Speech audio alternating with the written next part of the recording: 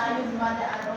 Simula pa nang matuto tayo bumasa, matuto tayo magsulat ay bago pa tayo pumasok sa paaralan ay may mga pagsusulit na nagaganap. So para sa ating pagsusulit, ito yung magiging basihan ng mga guro kung ang mga mag-aaral ba niya ay may natutunan sa mga paksang itinalakay sa isang chapter ng pagtatalakay. So, magaling. Mahalagang magkaroon ng kabatiran ng isang guro na ang mga para-paraan ng umaga ng pagsusulit ay mahirap gawin pa, lalo na kung hindi alam ng guro. So, alam naman natin na ang isang guro ay isang instrumento na kung siya ang nagbibigay ng kaalaman sa kanyang mga estudyante. So, bago siya gumawa ng pagsusulit, ay alam niya kung ano yung layunin ng kanyang pagsusulit. Kasi hindi naman pwede na gumagawa siya ng pagsusulit. Iba yung topic or paksa ng kanyang tinalakay. So, kaya ayon, yung kanyang mga pag-aaral ay hindi makakasagot sa kanyang. So, naintindihan ba? Yes. So, may dalawang uri ang pagsusulit ayon sa pamamaraan. Ito ay ang pagsusulit na discrete point, pagsusulit na integratibo. Ay,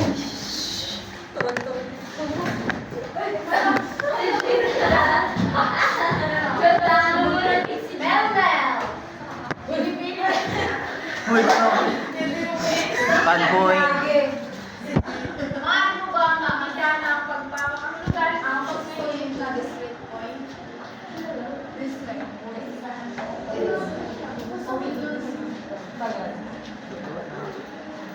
Bagay, di ba yung Ikaw ba?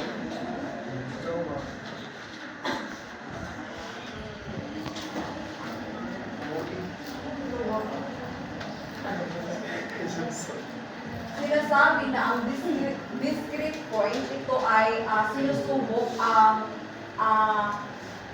nito ang iisa lamang na kakayahan sa bawat item. So, ang ganitong uri ng pagsusulit ay nabubuo dahil sa konteksto at dumaan ito sa mga kritisismo kagaya ng sa discrete na pagsusulit ay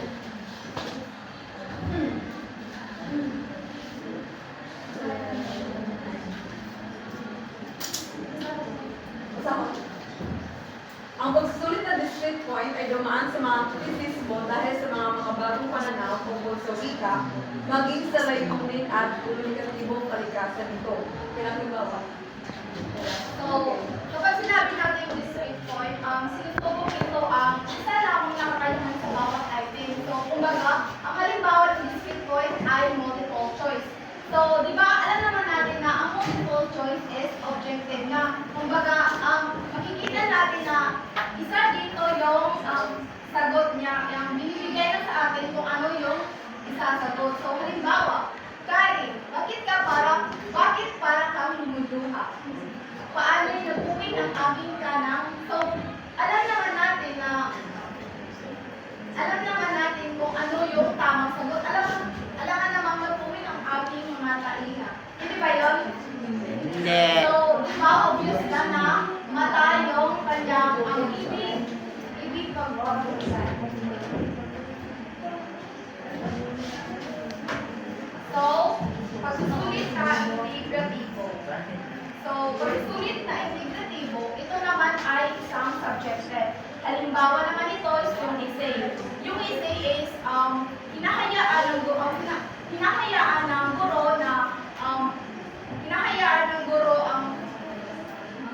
binibigyan diin ang kaalaman ng mga mag-aaral nito. Halimbawa, ang pagsulat ng salaysay, di ba? Sa pagsulat ng salaysay, hindi actual na binibigay yung sagot. Kumbaga,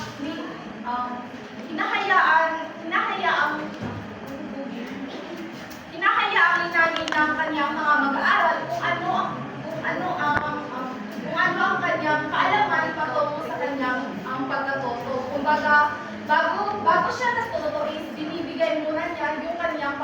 halaman. So, naintindihan ba ang integratibo? Opo. Opo.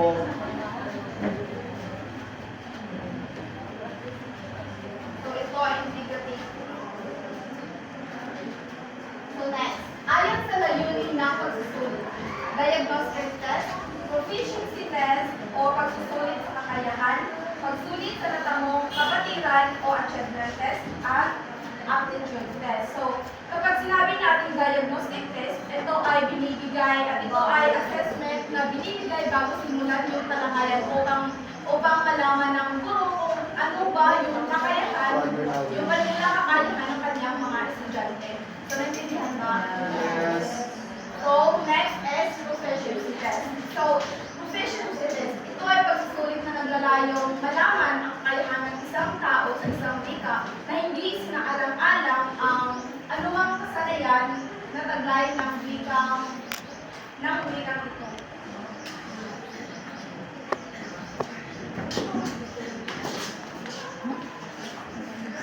So, maaari ka bang magbigay ng yung opinion tungkol sa proficiency test number 8 and number 8? 18. 18.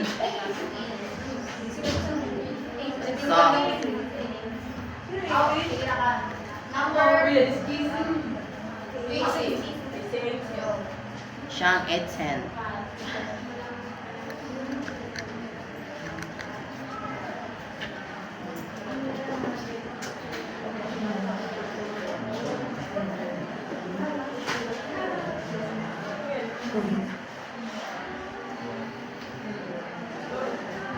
Dito daw sa proficiency test, pagsusulit sa kakayahan, ang unang pagsusulit na ito ay sinusuri o minimeasure kung ano yung kakayahan ng isang estudyante, lalong-lalo na kung siya ba ay may kakayahan o ideya patungkol sa fika. So, maaari mo bang ulit yung sinabing winning case ni Ginoong Jeffrey? Isahan ang proficiency test. Proficiency test o pagsusulit sa kakayahan. So ito ay binigay bago yung pagtatalakay ng sa gayon ay masukat yung kanilang previous knowledge or yung mga prior knowledge nila. Nang sa gayon ay ma-improve ng teachers kung ano ba yung saan party sila magbibigay focus kung saan party na natutunan na yung mga estudyante. So, maraming salamat. Next is pagsusulit sa natamong kapatiran o achievement test. So, sa pagsusulit na ito, ito ay batay sa kakayahang itinuturo na nakapanood sa isang syllabus, sa isang syllabus or tinatawag itong pagsusulit ng pangwakas. So, ang layunin ng pagsusulit na ito ay malaman ang hangganan ng pagkatuto ng tamo ng kanyang mga mag-aaral. So, magbigay ng halimbawa ng achievement test.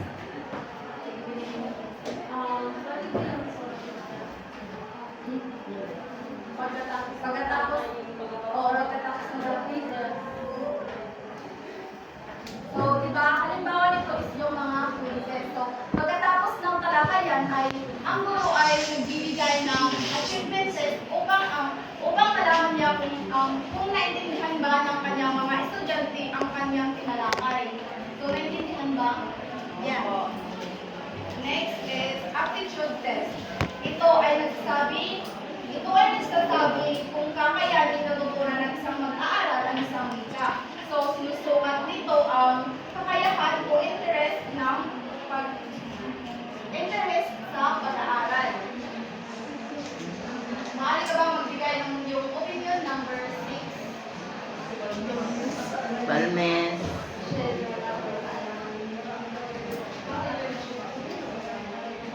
Sana ang content related sa pamamagitan.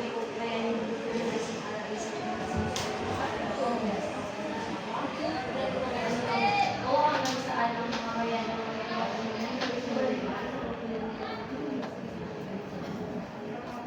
So, aptitude test, parang, ano ba, isa yun sa mga halimbawa na aptitude test is yung,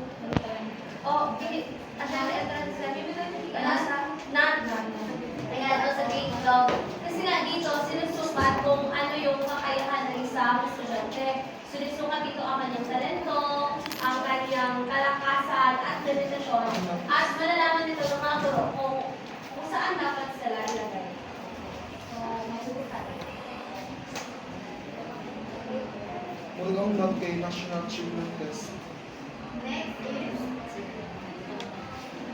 ayon gamit sa kinalabasan ng pagsusulit. Una as, pagsusulit ng criterion o norm, criterion reference.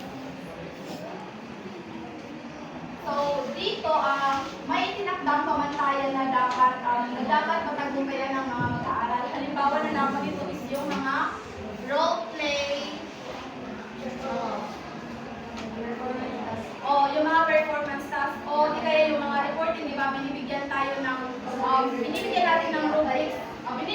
rubrics, upang malaman natin kung ano yung mga dapat natin gawin at yung rubrics ay para rin may Gabay.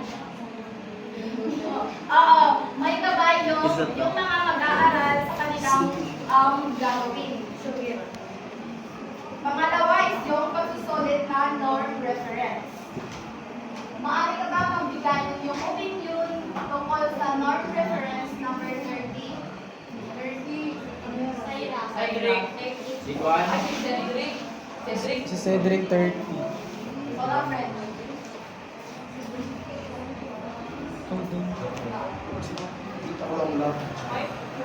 So, ang kaibahan ng criterion reference sa norm reference ay yung criterion reference, in the word itself, criterion, gumagamit tayo ng mga criteria or rubrics bilang pamantayan sa pagsukat sa kanilang mga kakayanan. So for example, pag magsasagawa tayo ng essay contest sa mga estudyante, dapat meron tayong rubrics na kung saan yun yung babasihan natin sa pagtataya ng kanilang natamong kasanayan. So sa naman, sa norm reference ay hindi na tayo gumagamit ng rubrics or pamantayan, kundi kinukumpara natin yung performance ng isang estudyante sa ibang estudyante na walang ginagamit na rubrics. So for example, kung napapa-roleplay tayo, so for example, kung sino lang yung umaangat na grupo, kung sino yung best performer, so sila yung makakuha ng mataas na puntos. Pero yung iba na hindi, for example, low yung kanilang performance, so makakuha sila ng maliit na puntos. So, maaari bang tumayo ang lahat?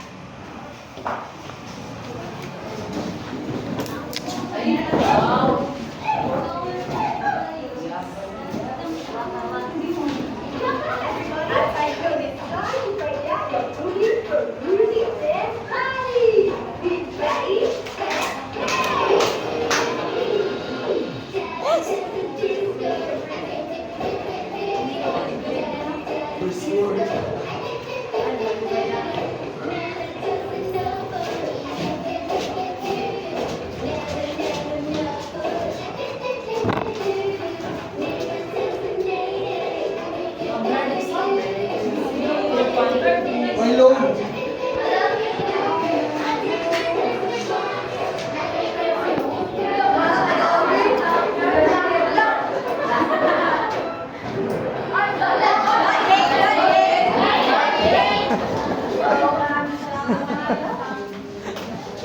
Ito yung tama.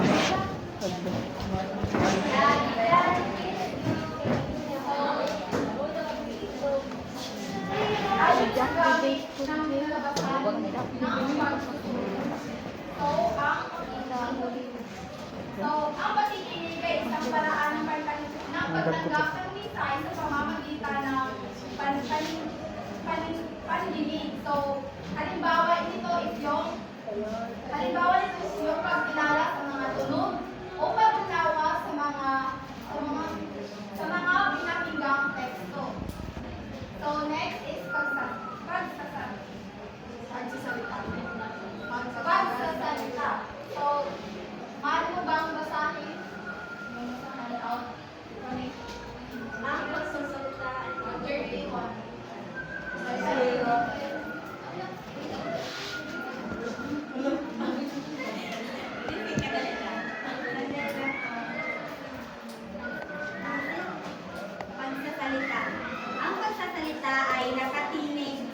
anyo ng komunikasyong tao. Karaniwang ginagamit ang pagsasalita sa araw-araw na pamumuhay. Dahil sa pagsasalita, nabibigyan ng mga posibilidad ang mga pangyayari o ang mga nais ipabatid o pahiwatig sa iba. Nakakatulong din ito sa pamamagitan ng pakikipag-ugnayan sa kapwa. So, ang limbawa ng pagsasalita is yung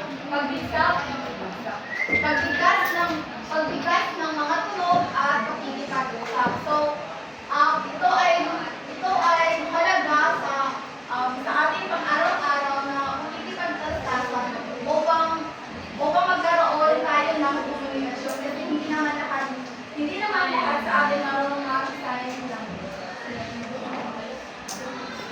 So, pangatlo is pagbasa.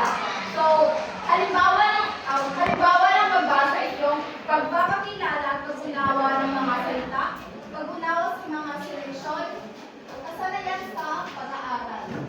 So, magbigay ka ng iyong opinion tungkol sa pagbasa, number 37. Sabihan lang.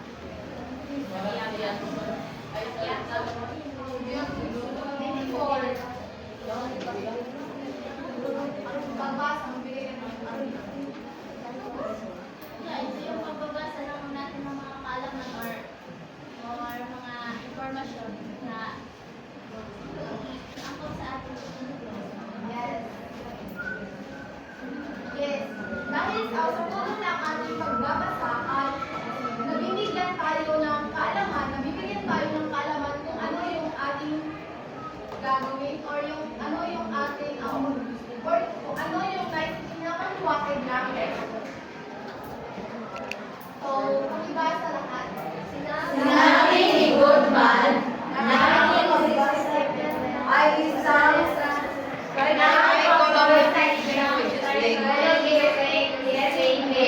na kung saan ang nagbabasa ay nagbubuong muli ng isang mensahe o kaisipang hango sa tekstong binabasa.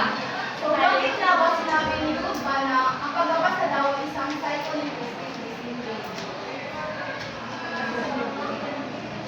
Kasi sa pamamagitan ng pagbabasa guys, nagkakaroon or nakakagis sa nakakabuo ng bagong ideya or sinasagot niya or So, mahusay. Binibining lugmay, magbigay ka ng iyong opinion. Sa tingin ko, ang tumas ka ng iyong So, yun nga. Dagdagan ko lang yung sinabi ni Binibig Carrison na yung pagbabasa nga ay para, yun nga sinabi ni Goodman na psycholinguistic discipline kung saan ito ay parang nagbibigay ng palaisipan sa isang magbabasa o ideya sa nagbabasa ng teksto sa kung ano ang ibig sabihin. Dahil kapag tayo ay nagbabasa, halimbawa na lang sa isang panitikan, o bigyan natin particular yung tula, mayroon tayong iba't ibang pagpapakahulugan sa isang tula na kung kaya sinasabi niya ito na basically, naghuhula nanghihinuha o naghuhula tayo sa kung ano ang ibig ipahiwatig